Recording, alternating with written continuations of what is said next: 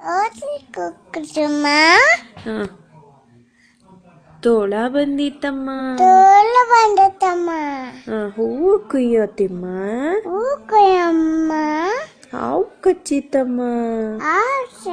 ಸಾತಿತ್ತಮ್ಮ. ಹಸು ಮೇಸೋತಿಮ್ಮ. ಹಸು ಬೇಯಿಸ್ತಮ್ಮ. ಕಾಲು ನೋವಮ್ಮ. ಕಾಲು ನೋವಮ್ಮ. ಪಾಠ ಬರೆಯೋತಿಮ್ಮ.